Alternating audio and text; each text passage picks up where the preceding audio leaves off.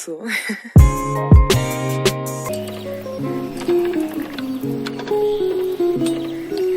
Bismillahirrahmanirrahim. Assalamualaikum warahmatullahi wabarakatuh. Waalaikumsalam warahmatullahi wabarakatuh. Puji syukur kehadirat Allah Subhanahu wa taala yang mana berkat rahmat dan hidayahnya lah kita dapat berkumpul di ruangan ini dalam keadaan sehat walafiat. Sholawat serta salam semoga tetap tercurah kepada junjungan kita Nabi besar Muhammad Sallallahu alaihi wasallam. Baiklah anak-anak, sebelum dimulainya pembelajaran hari ini, alangkah baiknya jika kita berdoa terlebih dahulu. Berdoa dipimpin oleh ketua kelas. Kepada ketua kelas silakan. Bismillahirrahmanirrahim. Rabbi shrahli sadri wa yassirli amri wahlul 'uqdatam min lisani yafqahu qawli. Rabbi zidni ilma warzuqni fahman. Amin ya rabbal alamin. Baik anak-anak, sebelum dimulai pembelajaran, Ibu absen terlebih dahulu ya. Yang namanya Ibu sebut silahkan tunjuk tangan. Cut Irmalina, Hadirah Bu.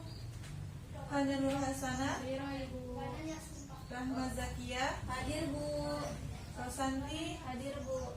Oke, hari ini hadir semua ya. Sebelumnya perkenalkan, nama Ibu Eka Nuriswaningsi, biasa dipanggil Ibu Eka.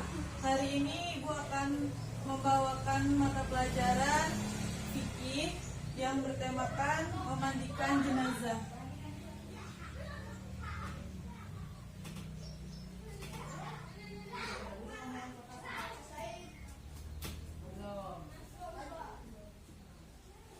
Sebelumnya Ibu ingin bertanya, dari anak-anak ada yang tahu nggak apa arti jenazah? Pengertian dari jenazah.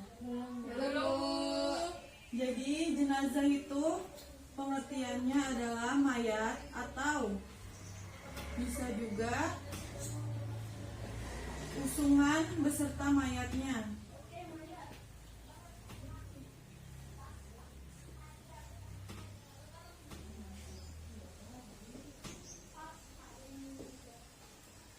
Di dalam Islam, jika ada seorang muslim yang sudah meninggal, itu lebih baik atau lebih bagus jika disegerakan kepengurusannya.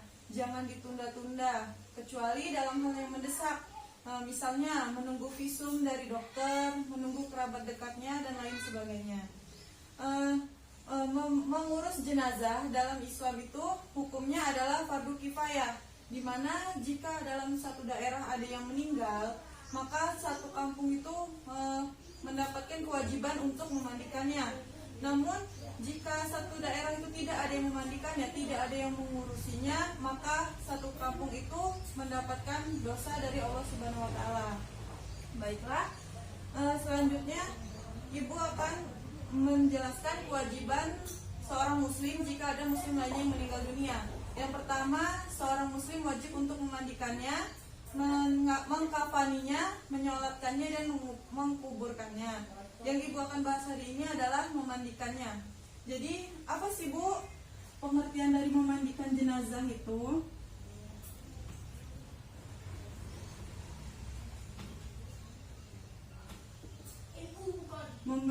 Memandikan jenazah itu adalah membersihkan kotoran atau najis yang terdapat di dalam tubuh jenazah tersebut atau anggota badan jenazah tersebut. Jika jenazahnya laki-laki, maka yang harus memandikannya adalah laki-laki pula atau muhrimnya.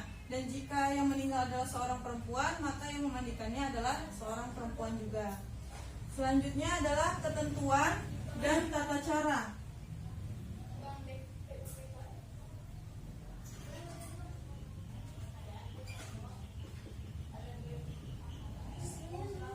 Yang pertama adalah syarat memandikan jenazah.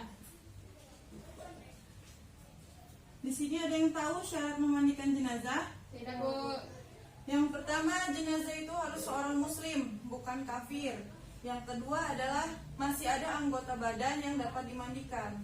Kan sekarang kita sering dengar nih banyak korban kecelakaan yang meninggal dunia yang mungkin anggota tubuhnya udah hancur atau nggak ada. Jadi kita mandikan apa yang memang masih ada untuk dimandikan. Yang ketiga itu ada jenazah tersebut bukan dari mati syahid. Jadi kalau mati syahid itu tidak perlu dimandikan. Selanjutnya yang berhak memandikan.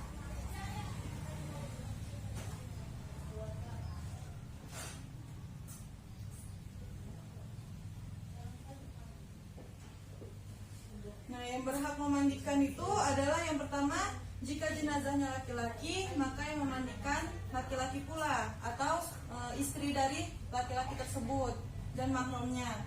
Yang kedua, jika tidak ada mahramnya, misalnya di suatu desa itu dia perempuan sendiri, maka jenazah itu ditayamumkan, tidak dimandikan karena tidak ada mahramnya. Nah, yang terakhir adalah jika ada beberapa orang terdekat atau saudara dia yang masih satu mahram yang bisa memandikan beliau, maka boleh untuk memandikannya. Sampai di sini ada yang ingin ditanyakan? Tidak, Bu. Baiklah, selanjutnya kita akan menyelenggarakan praktik memandikan jenazah ya anak-anak. Siap, Bu. Baiklah anak-anak, sebelum praktik memandikan jenazah ini kita mulai, Ibu akan menyebutkan bahan-bahan yang diperlukan terlebih dahulu. Yang pertama, kain untuk menutup aurat jenazah saat sedang dimandikan atau kain basahan. Nah, satu lagi kain untuk mengganti saat jenazah sudah selesai dimandikan dan diganti oleh kain kering sebelum dikafankan. Ini untuk mengeringkan tubuh jenazah agar kain gantinya tadi tidak basah lagi. Selanjutnya, siapkan ember dengan gayung. Siapkan 2 ember, yang satu untuk air bersih untuk bilas, yang satunya lagi dicampurkan dengan sedikit air kapur barus. Nah, selanjutnya sampo atau sabun untuk membantu membersihkan rambut dan tubuh jenazah. Baiklah, kita mulai saja praktik memandikan jenazah pada hari ini. Alangkah baiknya untuk menggunakan masker karena kita tidak tahu mungkin ada penyakit yang diderita oleh jenazah. Selain itu, si orang yang memandikan jenazah alangkah baiknya untuk menutupi aib yang ada di dalam diri jenazah. Jadi di saat kita sudah selesai memandikan, jangan sampai aib itu tersebar ke orang banyak. Jadi kita harus amanah sebagai orang yang memandikan jenazah. Selanjutnya sebenarnya harus menggunakan sarung tangan ya, tapi karena kita kekurangan, nggak ada.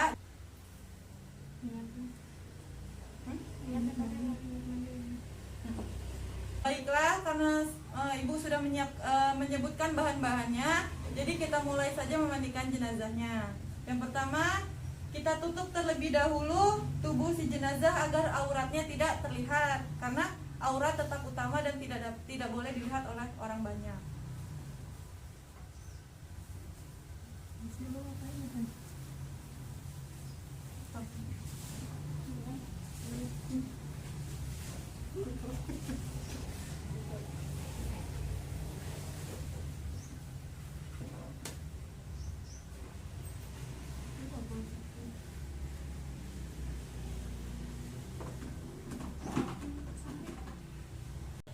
Baiklah anak-anak, sebelum memandikannya kita membaca bismillah terlebih dahulu, lalu dilanjutkan dengan membaca niat.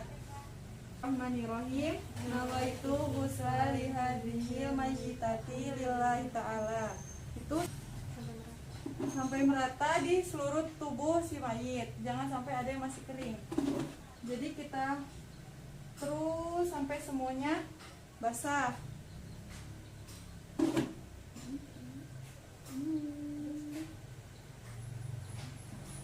Selanjutnya kita bersihkan seluruh lipatan tubuh si mayit.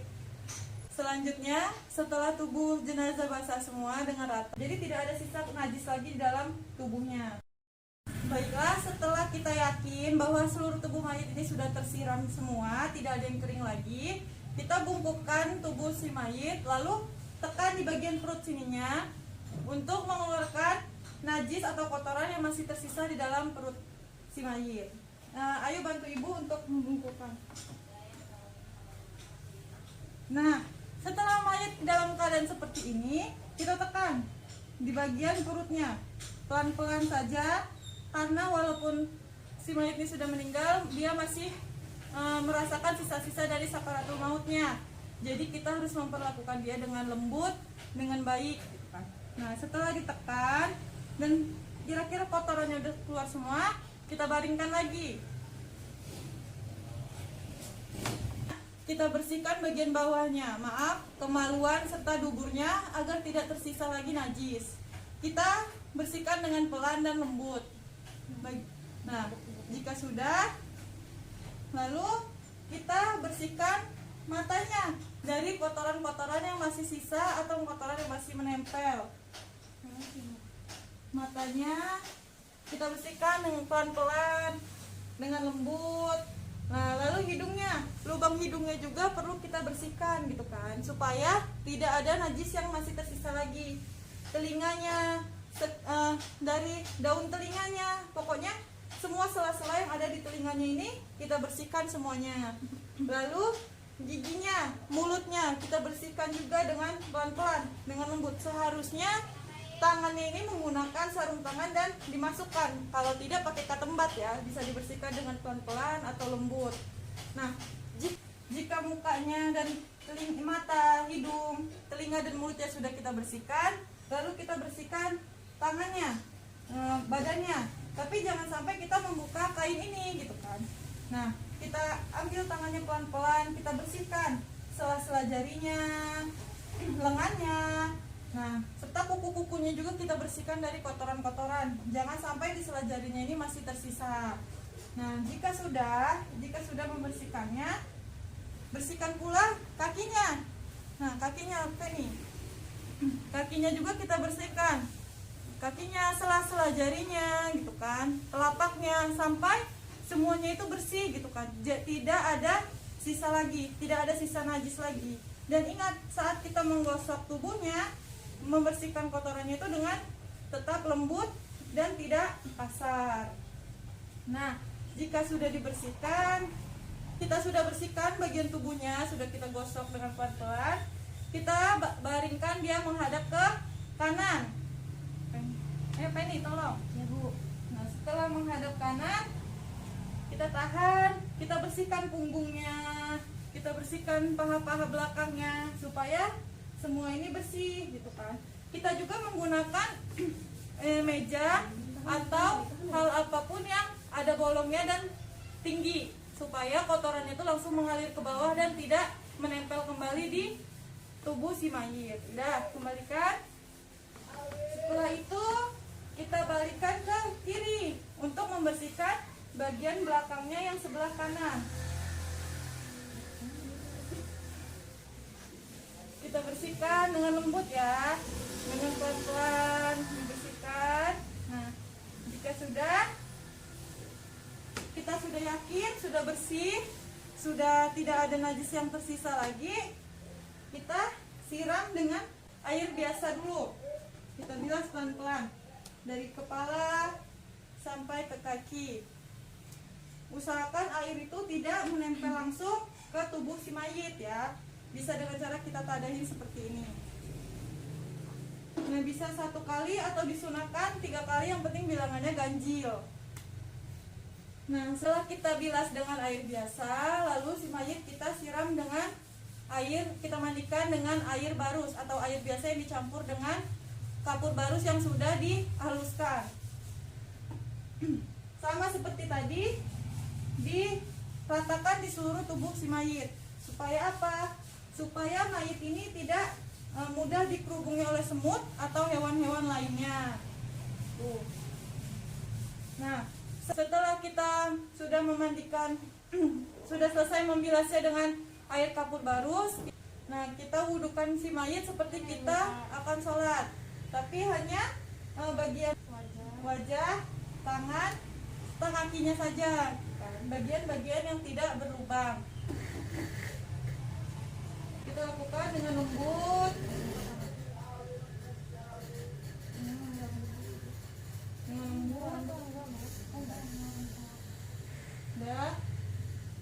sampai seluruh mukanya itu terkena air. Lalu selanjutnya tangan kanannya wudukan dari Sampai siku. Semuanya harus kena seperti kita wudhu seperti biasanya. Lalu tangan kirinya juga sampai sela-sela jarinya. Jika dia adalah korban kecelakaan dan tidak ada tangannya lagi, maka bisa kita siram lengannya. Yang penting masih ada yang kita untuk dimandikan atau dibasuh untuk wudhu. Selanjutnya kaki kanannya sampai sela-sela jarinya itu harus bersih semua. Lalu kaki kirinya juga sampai jari-jarinya. Nah, jika sudah diwudukan, sudah selesai berwudu, maka keringkan si mayat menggunakan handuk. Ya. Jadi handuknya tetap harus tertutup dengan kain agar auratnya tidak terlihat. Nah, pelan-pelan kita bersihkan, kita lap supaya tidak ada air yang tersisa lagi untuk saat dikafankan nanti. Nah, jika sudah dihanduki, sudah dikeringkan airnya, kita ganti dengan kain basahannya ini kita ganti dengan yang baru. Tapi ini jangan langsung dibuka, jadi kita tutup.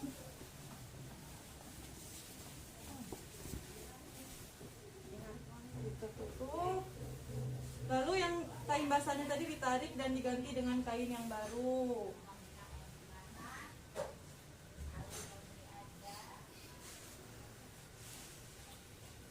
Setelah diganti kain yang baru, jenazah sudah bisa untuk dikafankan. Anak-anak paham?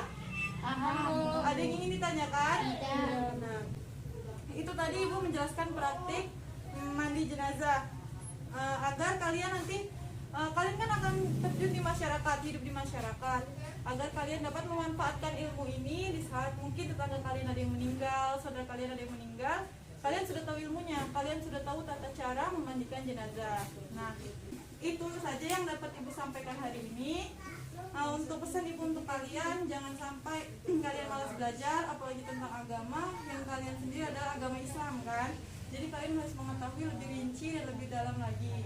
Nah, jangan malas untuk membaca karena buku itu adalah jembatan ilmu, dan kalian juga membutuhkan ilmu agar kedepannya bisa sukses dan bisa menjadi orang yang berguna. Baik, karena waktu yang sudah bentar lagi selesai, Ibu akhiri pembelajaran hari ini dengan membaca hamdalah.